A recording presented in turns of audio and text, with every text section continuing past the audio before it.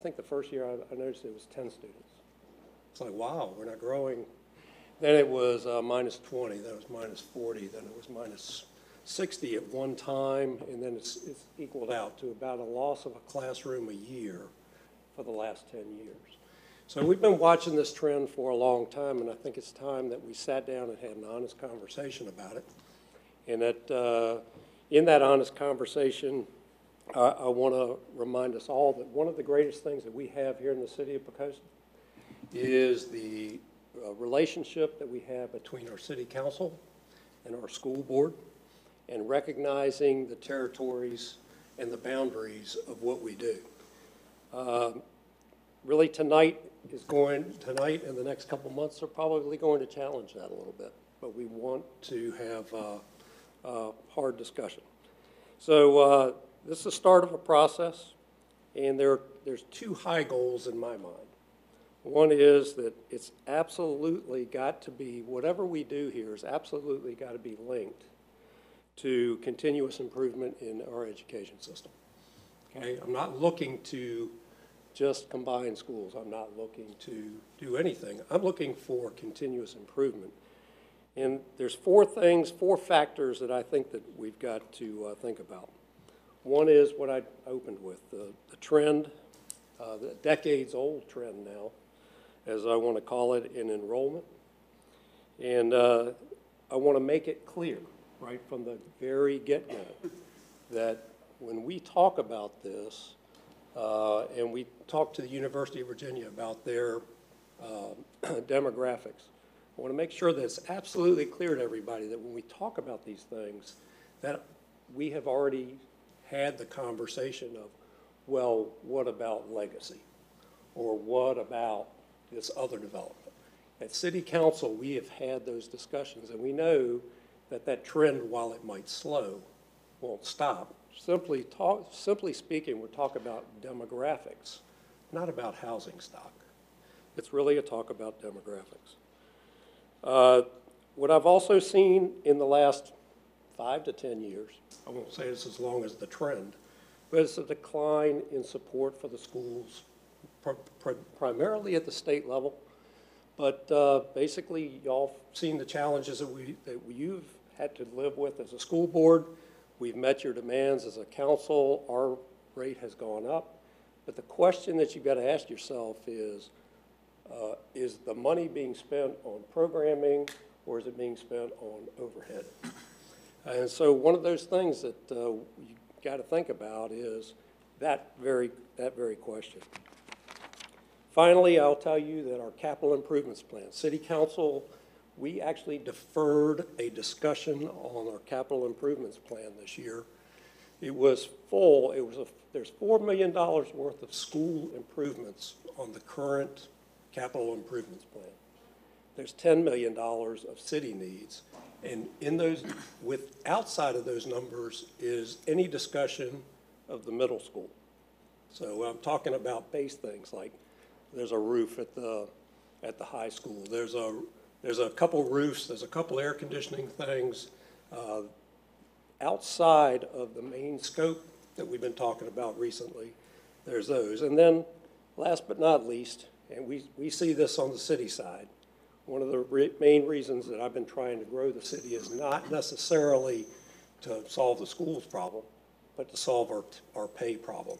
And I know that within the school system, you actually have probably a degraded pay scale for your best and best teachers.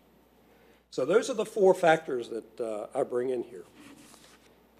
So with that said, what I want to do is we want to begin the process.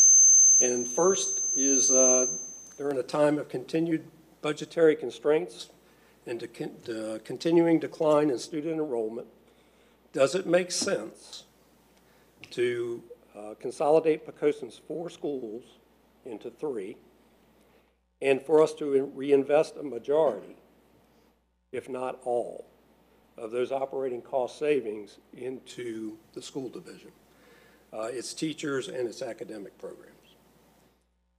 Second, and that's really a question that the school board is going to take on in earnest. Second, assuming that the answer to the consolidation question is yes, and I'm not saying that it is, that which school would we take out of service? Now, we're going to hear some background tonight about what schools we looked at in 2012. It's 2017. Some things may have fundamentally changed. What I am not interested in doing is standing up another study committee. What I'm interested in doing is solving this between the two boards, yes, no, positive, negative, and moving forward.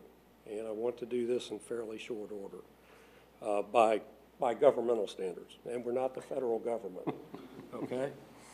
So should the answer to the consolidation question be no, then we've got to look at what it's going to take to renovate the middle school, which is currently sitting on that board. So council and I, we all recognize that these are instructional decisions regarding the public schools, and that those decisions are best left in the lane. And you hear me talk all the time about staying in your lane. That's the lane of the school board. That's the lane of the staff and the school board working together. You're running the schools, and I'm trying to keep council from getting into that lane. So what the council is going to do while the school board basically takes a look at that particular decision and that decision tree, council's going to go off and we're going to get in our lane. And our lane is what is the art of the possible? What is, in working with our bond council, what are the specific triggers as we set up budgets, whether you consolidate or don't? As we go out and set up the budgets for what we'll do in the next 5 to 10 years, from a facility standpoint, we'll work with bond council to do that. And once we know the answer to that, then we'll be able to take on our own capital improvements plan. But there's just so many moving parts of the capital improvements plan that I just don't feel comfortable in getting to that until we know that. So it's my hope, timeline-wise, it's my hope that we're going to get there, we're going to get through all of this exercise in this year, before December. So there's check marks along the way. But my goal is to come up with a decision, and it's not going to be a discussion across the entire school year.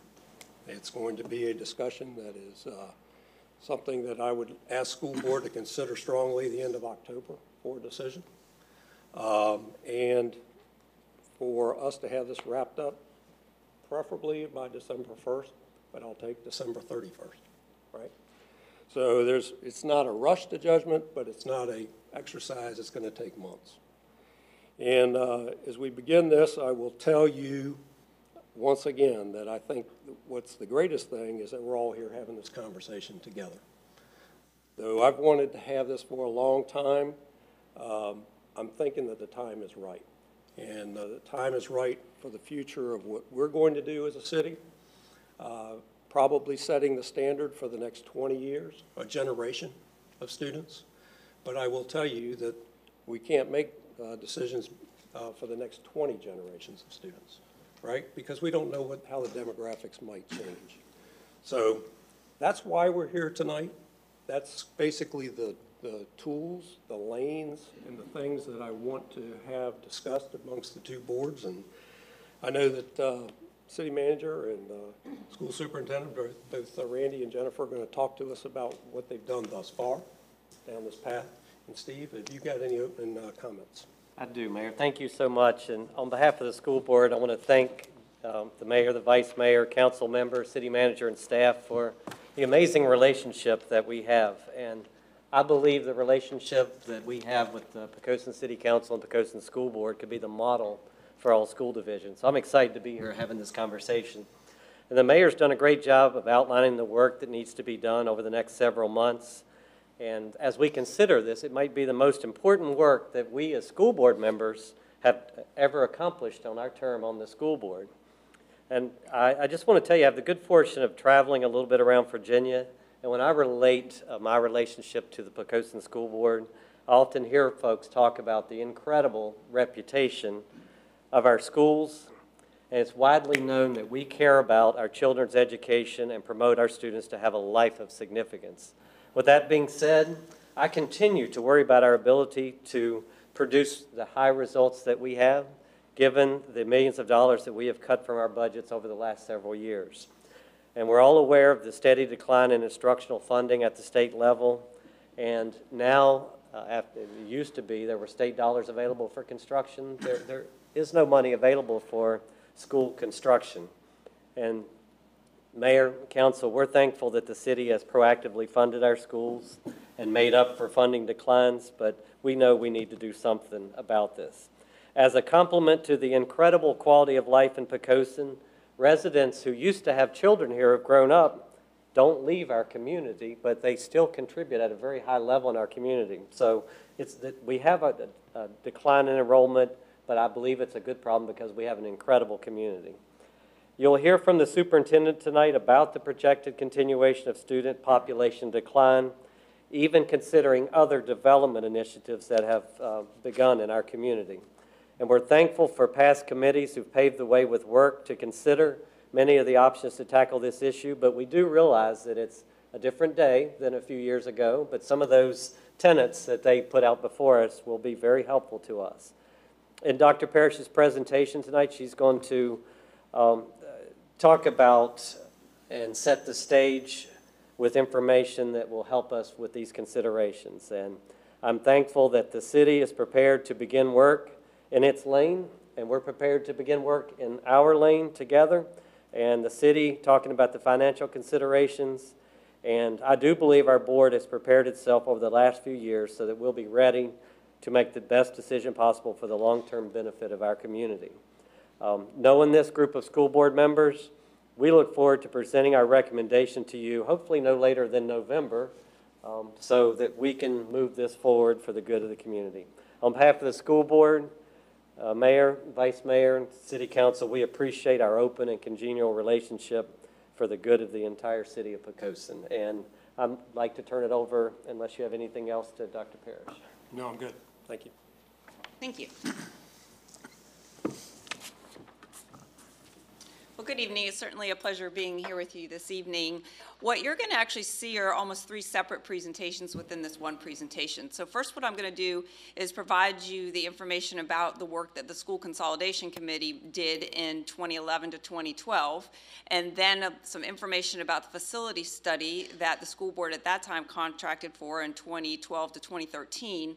On the middle school, and then finally some information about where we are now, because I know that we have new school board members and new council members who weren't present when these presentations were done at previous joint meetings. So with that said, I'm going to go ahead and move forward and first talk a little bit about the Consolidation Committee. So know that the Consolidation Committee members were selected from throughout the Poquoson community and schools. So we had community members, we had parents, we had employees, and we even had representation from city staff. They met 4 times, fairly lengthy meetings during the course of that year, and as part of those meetings, we did tours of all 4 of the schools so that the committee members, some who didn't have children in the schools at that time, could see them. As we worked through it, staff provided research and answered all committee questions. Oftentimes at one meeting, we get a series of questions from committee members and bring that research back to them at the following meeting. So it really was an ongoing process. All of our discussions were open, and we did seek community input. We did receive it from the community in a variety of ways, and also our committee members, because they represented different aspects of the community, received input throughout the course of that year. This is the list of committee members, and please know that I did notify them last week that I was doing this presentation, so they know that their names are being mentioned. What you can see is we did have broad representation of the community. Some of you may know these folks from all sort of walks of life, and we did include, as I mentioned, city staff as well as an individual who at the time was also on the Planning Commission. So those were the folks that met with us during the course of the year, and I did facilitate that committee. Now keep in mind, these are slides that are from the presentation that we did following the work of the Consolidation Committee. So this is old data, but I just want you to see what we did present out in 2012. So at that time, enrollment had decreased by 337 students since 2006. So you see in 2006, we had 22,602 students. That, in all of the data that we can find, is the highest enrollment that our school system has had. In 2011, so we were using that data for our committee members, there were 2,265 students. At that time, using data from the Weldon Cooper Center, which is associated with the University of Virginia and does all the demographics for the state, it was projected that we would lose an additional 230 students by 2016, which would mean we would have lose 567 students from 2006 to 2016, 10 years. It was noted back there that the decrease was occurring across all grade levels. So it wasn't in just one grade level, and it wasn't just in one school. It was spread across all of them. Now, you're going to see in a later slide that this enrollment data has obviously changed since this was presented in 2012. What we did do was provide the committee information about the cost of a building. And so what you see here are 3 bullets that describe the cost of a building. None of this is a surprise. One are the operations costs. So that's running the utilities in the building, doing the building maintenance, having the lawn care, having the custodial service. Also staffing costs, both instructional, administrative, and then transportation costs. Because we have 4 schools, we run a 4-tier bus schedule, or some people may call them 4 bus runs. So that adds an additional cost. If you have another building, you're paying for additional bus runs. We did make sure that our committee members understood that instructional materials and technology are all dependent on student enrollment. No matter how many schools you have, you're going to have those materials for your students based on how many of those students we actually have at the time. So these were estimates, and I want to again state this was the data, the information that was provided to our consolidation committee in 11-12. We have not reworked these numbers. So at that time, we were estimating that we'd see a savings in operating budget savings of $163,000, so that's savings in things like utility, lawn maintenance, custodial services, staffing of $639,000, so that's oftentimes for singleton positions where you might not need a single position if you had one less school because that single position and the other schools would do the work. An example of that would obviously be a principal position. Transportation, we'd see a savings of $30,000 because you'd have one less tier of buses running. However, it's noted there that we would need additional buses because we'd still have the same number of students, so we'd have to have more buses running during each time. So there'd be an initial infusion of capital cost need for that, but then once that was done, you would see a decrease in the operational costs. We did not hear price out capital savings.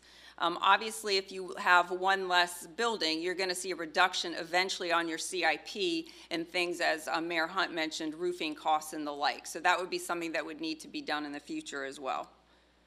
Now, what we did do was talk to VMDO. They were the architectural firm that had designed the elementary school. So realize in 2011, the elementary school had just been open for 3 years, so it was really new at this time. And we wanted them to give us an estimate of the cost to expand PES to accommodate for a pre-K through 5 setting.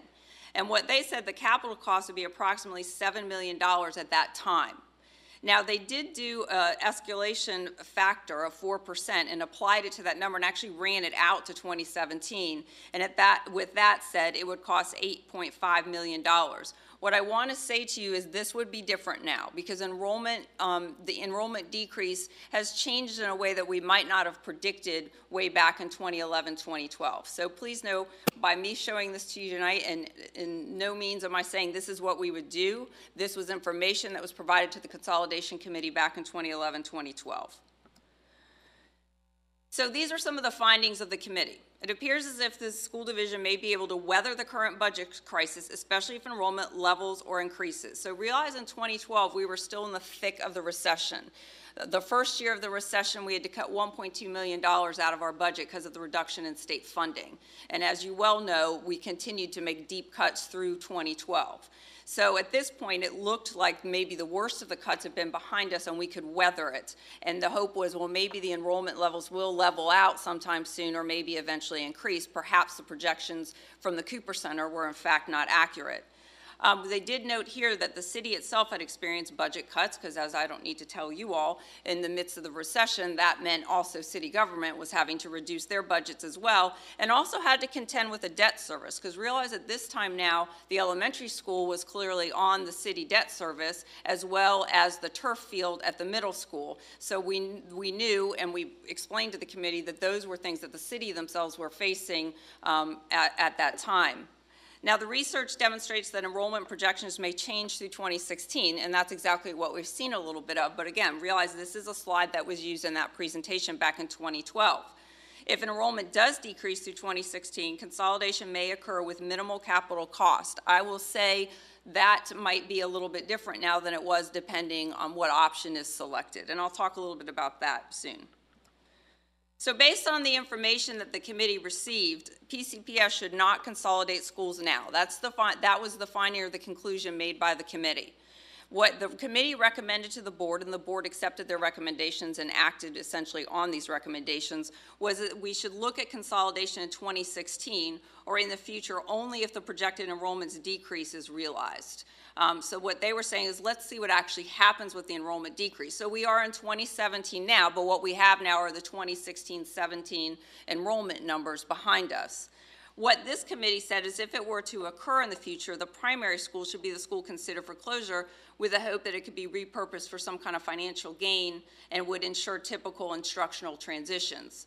So that is something the committee at that time recommended. Please know that is not what I'm talking about occurring here, that we need to look at other options if the decision is made to consolidate schools. So rest assured to any community members who are watching us, no decision has been made. This was a recommendation at that time based on the information that consolidation committee had. Now, what happened as the result of this work, because the committee had done this work, then the recommendation was, well, the school board could now look at what might you do with the middle school, knowing that we have an aging building that definitely needs at some point to have some renovations or work done to it. So as a result of that, then the school board said, okay, let's do a facility study of the middle school.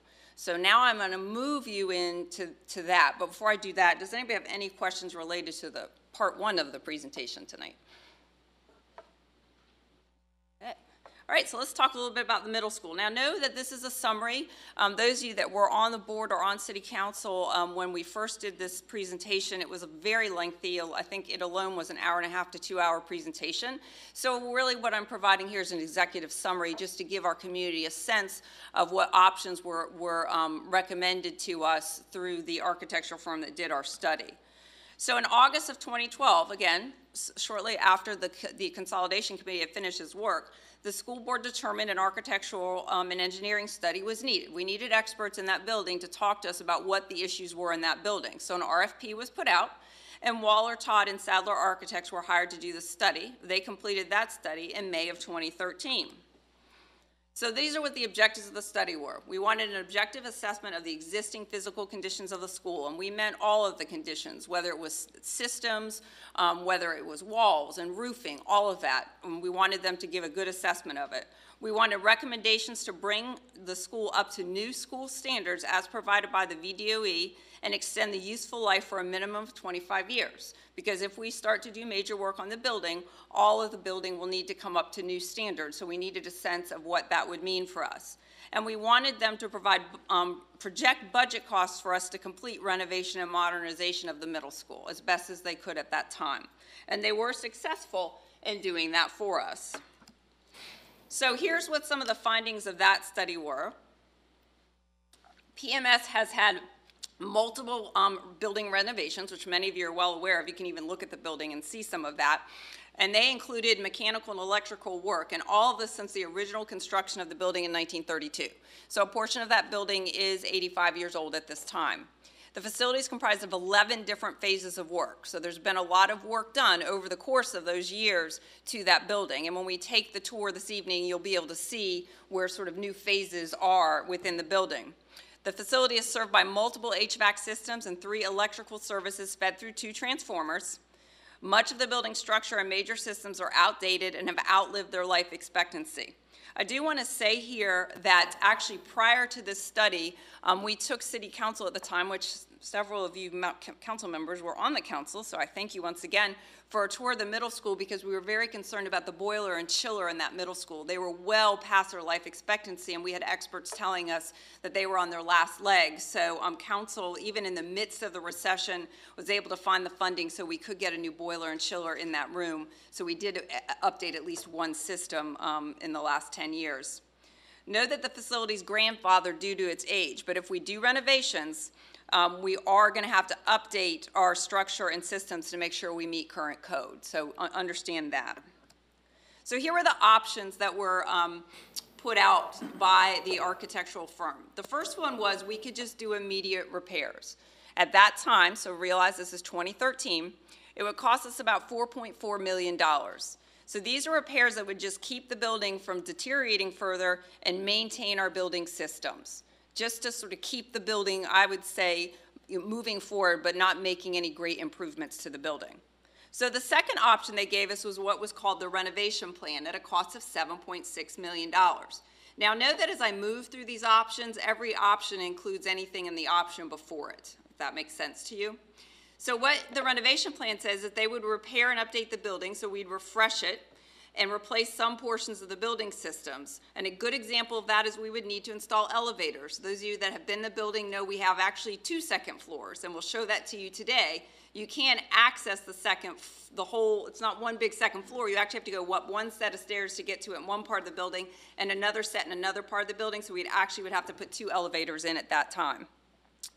These are some examples of what would occur in terms of the repairs and updates. Paint all the walls, replace doors, repair masonry, address some HVAC issues, update plumbing and electrical. An example of that would be replacing the electrical panel boards. So there is much greater detail with this, from this study. It's a rather thick book. So remember, I'm just trying to give you some examples of what were included in these options, just so you have a sense of the difference between the different options and some of the issues that we have in the middle school.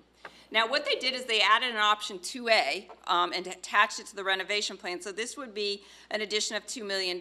So you would enhance some of those items in option 2 with regard to general mechanic and electrical work, but also what you would do there is address some of the needs of the locker rooms. The locker rooms at the back of the gym are used by our students, but they're also used for activities on the competition field that's right behind the school. So what this would do would enable us to change the configuration of a locker room, make it larger, and also address the restrooms at the back of the gym, which again are used by our students during the day and our community whenever there's an event on the field.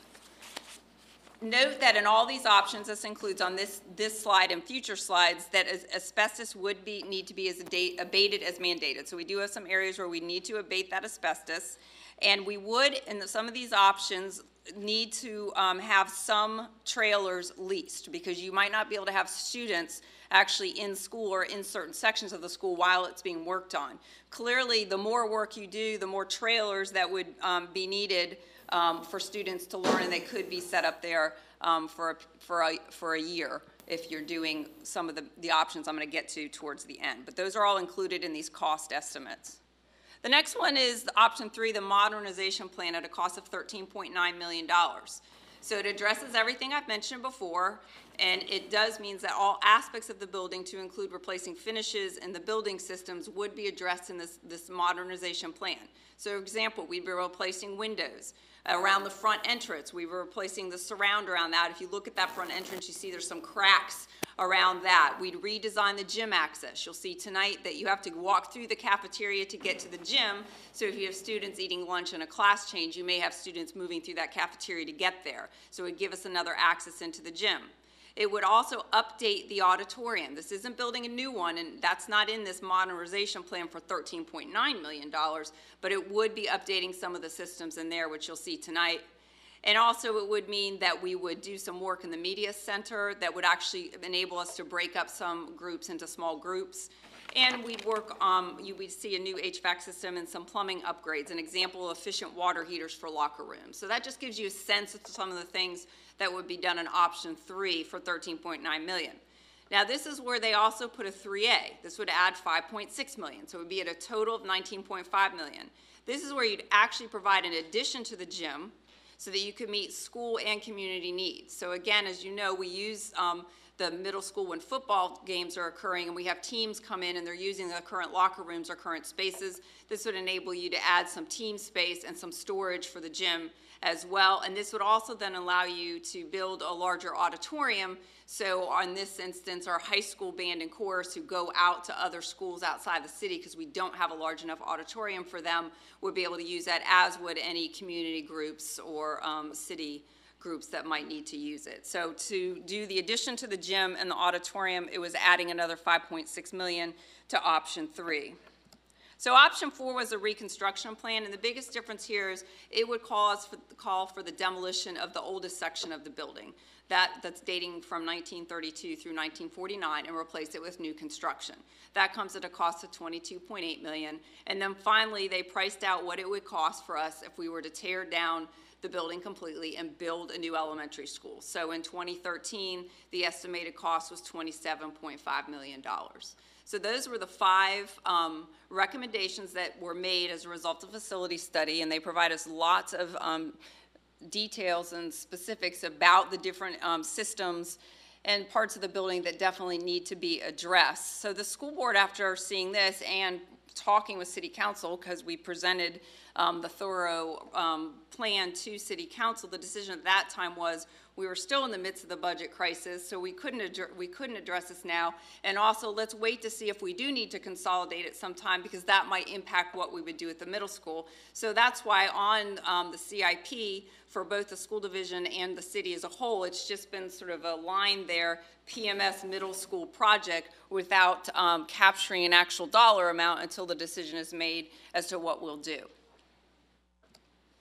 Any questions on that before I move to part 3? No, you're doing a great job. Thank you. So let's talk about now. First of all, let's talk about enrollment. So this is where you're going to see some differences from what you saw in the enrollment that was provided to the consolidation committee. And know that we can get this presentation out to all of you after this meeting, so if you don't have to worry about writing all this down. But our enrollment as of September 30th of last year is decreased by 522 students. Know that that includes preschool, because we have to have rooms for preschool, although we don't receive state ADM funding for preschool, but they are counted in our complete enrollment count. So again, you see here in 2006, they had 2,602 students, and then last September, we had 2,080 students. Now, when we did budgeting for this year, we again used data from the Weldon Cooper Center, and we do now do registration for kindergarten in February to try and get a better sense of how many kindergartners we're going to get. It's hard still to nail it down because we know we don't get everybody, but we projected the enrollment to be 2072. So that would be a loss of a total of 530 students since 2006. So it's a little bit less than what was projected. Remember, the Weldon Cooper Center projected 567 when we were providing information to the consolidation committee, but 530 students is still a lot of students. Not quite 567, but pretty close to it. Now, I will tell you that the Cooper Center is predicting finally that we would see an increase of students through 2021-22, so it's a ways off. They're projecting 94 students. That does not include preschool or pre-K, okay? So there is some hope that we might actually stop losing students soon. Let me talk to you about school capacity, because this is important when we look at this issue of consolidation. What you see in the first column are the school capacity numbers per VDOE's formula. This is taking the number of students that we have and the number of classrooms in a building. So by dividing it out that way, your capacity is bigger than what I'm going to talk about next when we talk about functional capacity. So you see here in that column, the primary school using that formula has a capacity of 644 students, elementary 748, middle 604, and the high school 1137. The functional capacity is really the realistic capacity. So that's using a formula based on the National Center of Educational Statistics. And what that takes into account is programs that you have to run. We have to provide services for students with disabilities. And sometimes those services are done in pull-out or as pull-out. So they need a separate classroom. So it may only be a handful of students, but it's taking up a classroom that has to be used for that purpose. We also do that with our gifted program, our TAG program as we call it. We're pulling students out of classrooms and serving them in another classroom, but that's not taken into account when you use the VDOE formula. And finally, also what we have now is we have to have some hardwired labs because as you may know, all of our SOL testing is online. So while we do some of that with laptops, we still need the assurance of having some hardwired. I'm sure some of you have had the experience of wireless not working as well as hardwire, and when we're talking about tests that our students have to pass to graduate, we've got to make sure that they're running appropriately. So what you see using the functional capacity formula is the capacity drops. So at the primary school, 546, at the elementary school, 591, at the middle, 588, at the high school, 1,023. Now what you see here is our enrollment as of January of last year. We're not using this year's enrollment because it's still fluctuating right now on a day-to-day basis. So by looking at the enrollment that we had in January and looking at the functional capacity, you can see that we could put another 126 students at the primary school.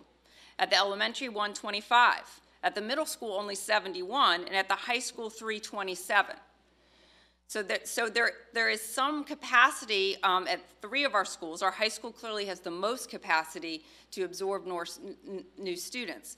But here is why I say that some of the numbers that we had for the consolidation committee, this is where we've now seen some change. Because the decrease really has been across all schools and not maybe as much in one area as we might have thought, we can't move, let's say, 3rd grade to the primary school because our current 3rd grade class is bigger than 126 students. Nor can we move, one class at the primary school up to the elementary school because we've got classes at the primary school that are bigger than 125 students. And certainly you would see that issue at the middle school. We could do movement to the high school because they definitely have some room for capacity there.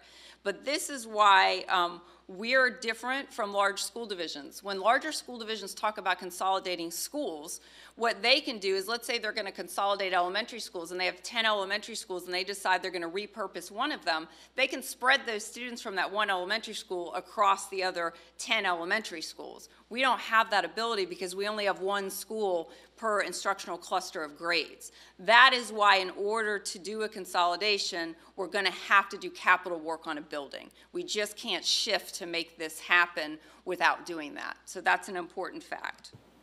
So where are we now? As I said, enrollment loss not as high as what we thought it would be in 2012, 567 students, but still substantial, 530 students. It's spread throughout the schools, as I said, so the building functional capacity doesn't allow us to simply close one school and shift students, but it does allow for some growth in specific schools. Even with the projected increase in enrollment and possibility of new housing and legacy, so adding what the developers of the legacy development have said, anticipating that we would get to the 94 students that Cooper Center is now projecting we'd see an increase of through 2022, we'd see a total increase of 292 students. So remember, we've lost 530 students. So we're still 238 students under where we were for the all-time high enrollment in Poquoson. So even if we did see an increase like this, we still have room within our schools for shifting, especially if we do some capital work. As the mayor and our chair mentioned, our state elected officials continue to indicate that they're not going to reinvest in K-12 education. They are not talking about returning state funding to pre-recession levels. Nobody is talking about that. What they continue to talk about are ways that we can be more efficient in what we do. So it means we're just not going to get all that funding back that we lost from the state from fiscal year 09 through this current year. So that's just a reality that's set in now. Now, additionally, we're still facing increased costs. Every year when you see my budget presentation, I talk about what those increased costs are. We're still getting unfunded mandates, both from the state and federal government. So we have more things that we have to do, more reports that we have to file, yet we're not receiving funding to support that. Our graduation requirements are changing for our students. We're not receiving additional funding to support that. We're going to have to find a way of funding that here, locally. We also, as was mentioned by Chairman Cast, we get absolutely no funding for capital projects or for building maintenance. Absolutely none. So it completely falls on locality to provide funding to maintain our school facilities and to do any kind of reconstruction, construction, anything. So that places a heavy burden on our citizens. In addition, as was also mentioned by both our mayor and our chair, we need to continue to increase teacher compensation so we can be competitive with the surrounding school divisions. We have been able to transition to a new pay plan with the support of City Council. We have been able to move in the last 2 years with that, but there's still more work to be done. So what are the next steps? And I think these were outlined by both Mayor Hunt and Chairman Cass. The next step is for the school board to determine if schools should be consolidated. Should they be consolidated or should they not be consolidated? And the information that can be used to make this decision is the work of the consolidation committee. Also, considering the enrollment loss over the past 11 years, because now we've got more data since what we had with the consolidation committee in 2011 to 2012. And also consider ongoing operating budget challenges, all those ones that I just mentioned.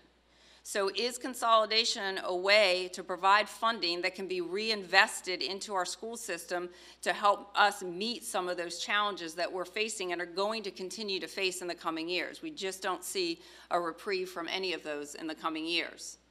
If the school board decides to consolidate schools, then we know that city staff will research financial options to assist in decision-making about how to consolidate. And this is what I want to make sure everyone, including the community, understands. If we consolidate schools, we still don't know what we would do. We still don't know which school we would repurpose for other uses. So I want to make sure that's clear. While the consolidation committee had a recommendation at the time, we've got a lot more data, and the consolidation committee members would agree. I've actually already spoken to one who's talked to me about the other option that's on the table, which he agrees makes some sense. So I want you to know they understand that things have changed as well.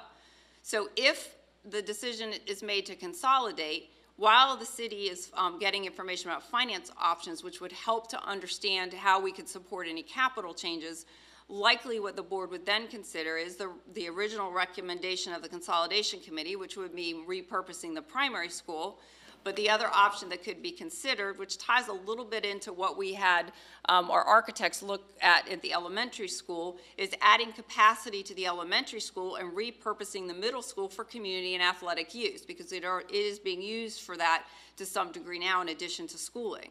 So that would look different than it would look if we were repurposing the primary school. How the grades would shift between those schools would be a decision that would also need to be made at that time, and those that would benefit our students instructionally.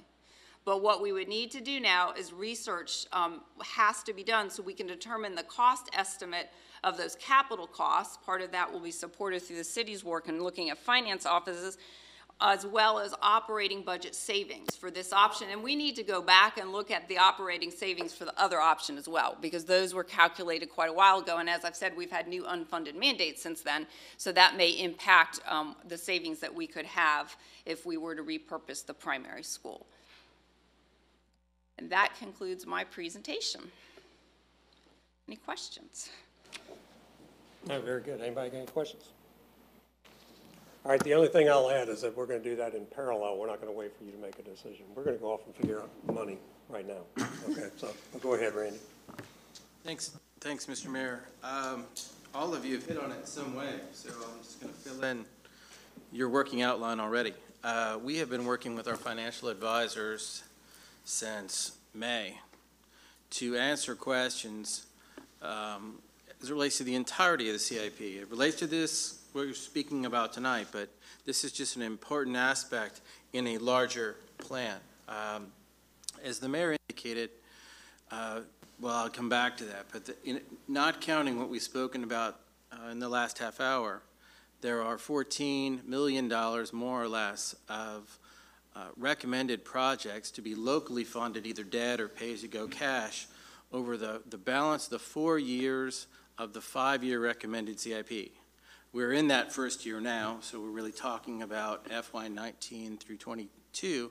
So we've been working with the financial advisors to say, given our current debt profile, what type of debt, I'm not saying whether or not to take on debt is a city council question, but what level of debt could we take on within the city's adopted fiscal management guidelines given the structure of our debt service, we know we've got, some years out, a pretty significant cliff that we go off. Our debt service is relatively flat until we get to that point. What are the potential tax rate implications or other implications of that? And so we continue to do that work, and they will be in a position to present to City Council at your second meeting in September, which is September 25th. Their findings, which will essentially talk about what level of financing over that 4-year period, FY19 through 22, could the city take on within its existing debt guidelines, and then based on a couple of assumptions on the structure of that debt, what that might mean in tax rate equivalent, which is not exactly the same as a tax rate increase, but just so that we all understand that when you take on new debt, you do need to pay your bills. We'll be ready to talk about that on the 25th, and then, as the mayor indicated, at the next work session, which is October the 9th, he's asked me to bring back and help to lead a conversation with City Council about the entirety of the recommended CIP, the $10 million and $4 million respectively that the mayor had mentioned in his introductory comments, which range from high school roofs to bus replacement to public safety buildings, HVAC system repairs, ball field lights, and the whole gamut. You'll find that document, if you'd like to see an early copy of it, it was included in the recommended budget as a reference document. As the mayor said, given the importance of what the council and the school board are doing this evening, and will be doing in the next several months, it made sense to take a timeout and not and wait on the results of that work to finalize that document. So what I'm hopeful is that following those 2 work sessions, the City Council will be in a place where they can provide to me at least preliminary guidance so that I can then turn that into a updated recommended CIP that would then go to the Planning Commission and be subject to that process, but also to inform the school board's process as you continue to go forward. A couple of other things the mayor had asked me to specifically reference. If anyone watching tonight came in late and would like to see a replay of tonight's work session, it will be replayed on the city TV channel tomorrow at 10 a.m. and Thursday at 6:30 p.m. There will also be a link to this on our website tomorrow on the front page. So if you prefer to view it that way, it'll be available to you. And that's all I have, sir. Thank you very much. And I think Randy's last note was one thing that I don't want to rule by, and that's basically to get out of hand and get out of communication with the citizens. So the best way to be in front of that, instead of being a victim of Facebook and social media, is we want to tell the story, what it is and what it is not. And there are several things that it is not that can grow out of, we're going to talk about school consolidation and they're going to build legacy, right? And that's why we're so forward talking about what we've considered and what we haven't considered. Plus, it will make our jobs more difficult. And once we start getting feelings in this, we'll lose the focus. The focus is, I'll bring us back to the couple goals that I talked about. I am after changing the face of Poquoson schools for the better. That means that what I'm talking about doing is not paying for whatever we're doing or taking the money by school consolidation and putting it in the city operating budget. That's kind of a state thing to do, right? So what we're saying is we want to take the savings and put it in operations. I want to see the priorities come back to our programs in the schools. Okay, I want to see it come back to the people that teach our schools. So I want to see our programming restored and not just spending money on overhead, if that is the right thing to do and we can achieve it. That is my goal. So I want you to always keep that in mind as we move forward, okay? What are the goals and what are not the goals? So that we can all be on the same page when we're talking inevitably to our citizens out there in public. What is it that we're doing? And that's why I ask, first and foremost, that the best tool you can bring here tonight is an open mind to take all of the information, go back through it again before you start down your decision-making process. That's a lot of information and I wasn't looking for a lot of discussion. What I'm looking for tonight is an introduction of what we're going to do for the next several months. So that's all I've got. Steve, you got anything? Well said. Okay. So any questions at a high level? I do have a question. We talked about the facility study and the cost of the 5 plans.